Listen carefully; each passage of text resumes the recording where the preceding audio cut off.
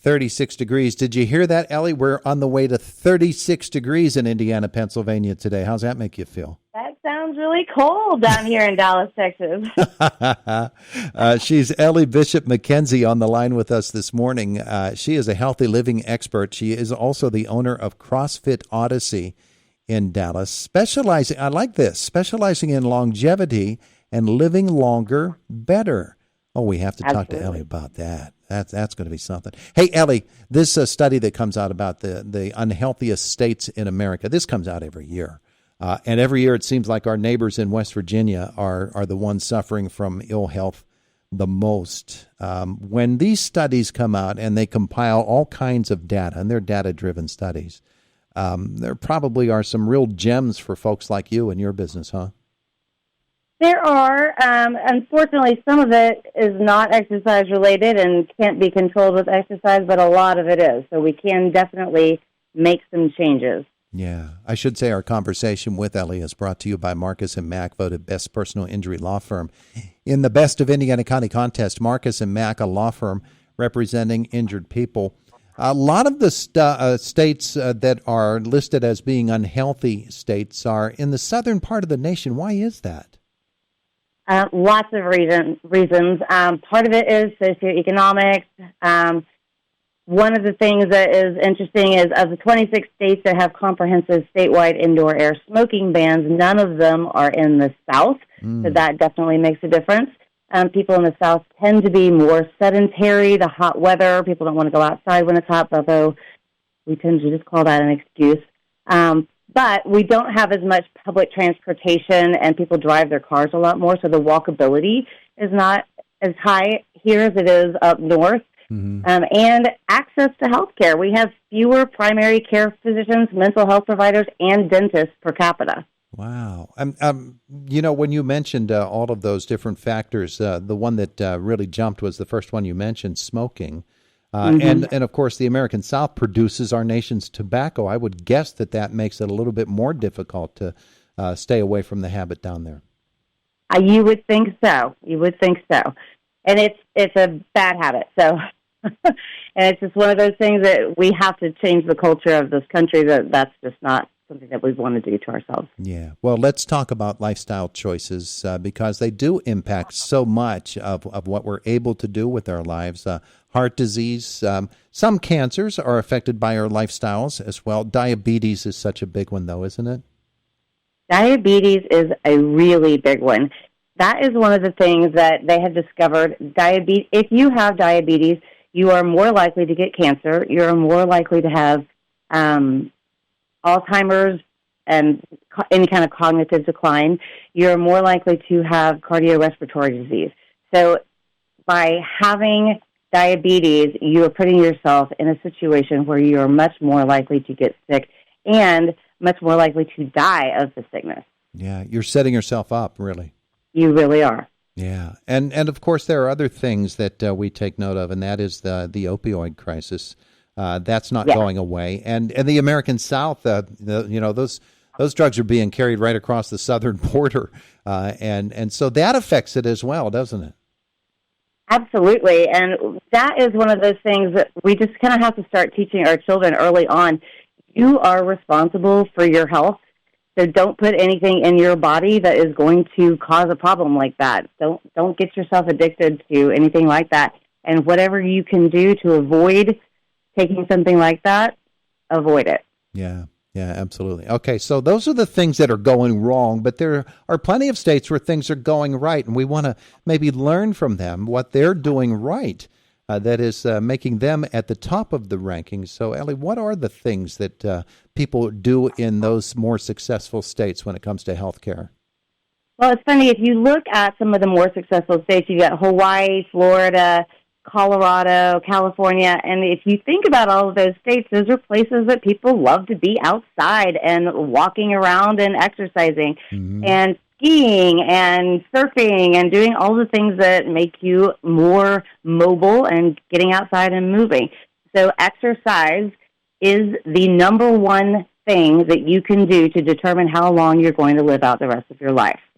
And people who exercise are more likely then also to have better diets, aren't they?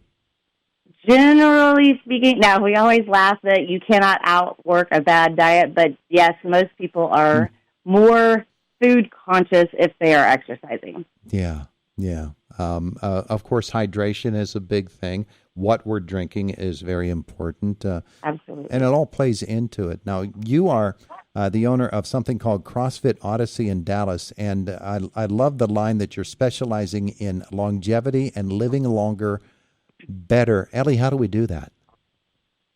Well, exercise is the number one thing. Mm-hmm. Exercise delays the onset of chronic disease such as cancer, cognitive decline, heart disease, and metabolic disorders such as diabetes. Exercise can reverse physical and cognitive decline. If you add just 90 minutes per week of exercise to your habits, you can reduce your risk of dying by all causes by 14%.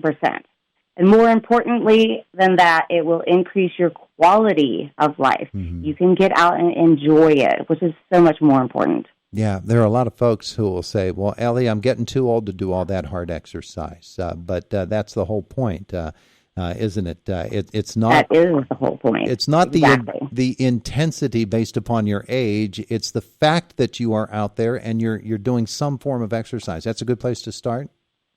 Exactly. And by moving your body every single day, you're sending a message to your body that you have work to do and you are not ready to start declining and decaying.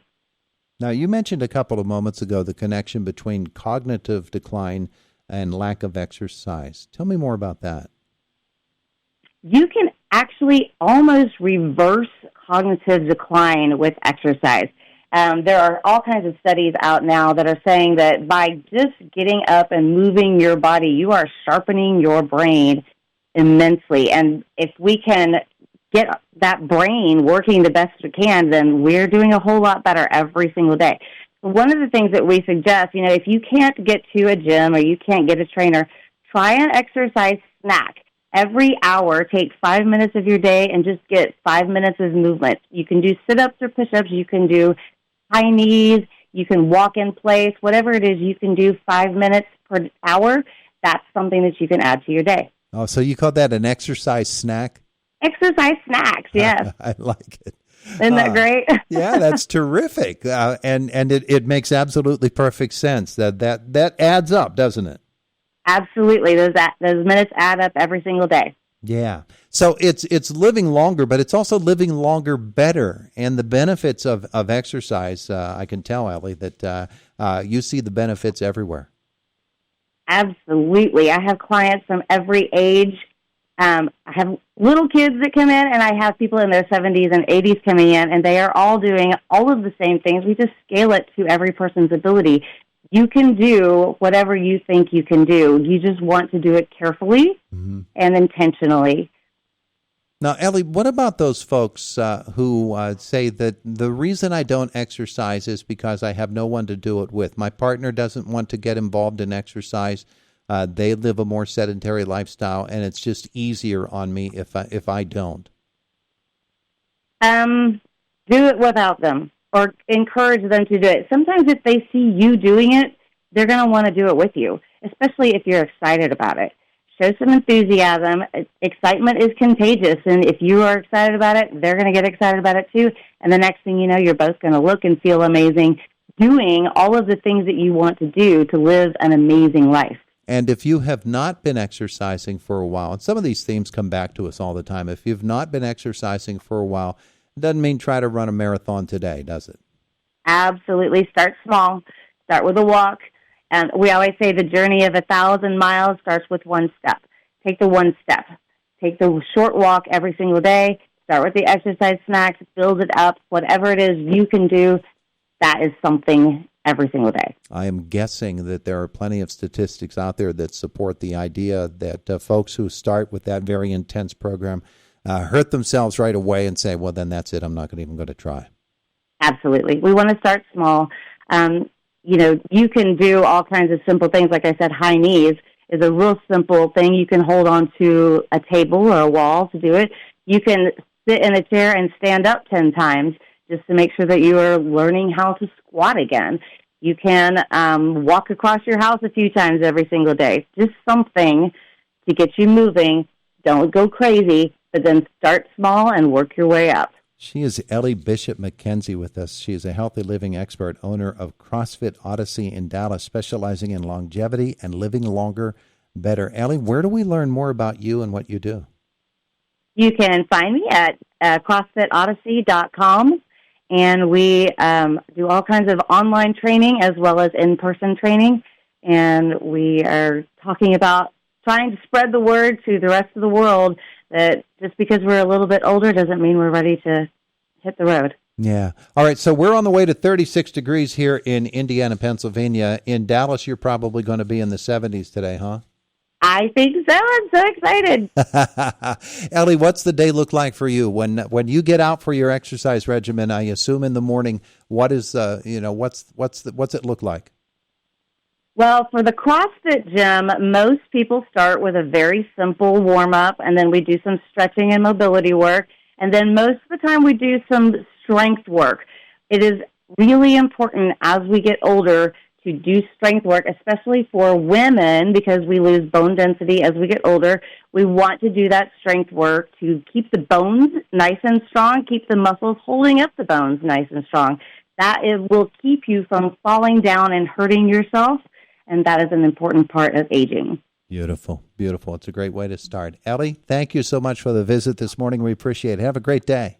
You too. Thank you. It is the voice of Indiana County. It's WCCS 101.1 FM, AM 1160, and WCCSradio.com.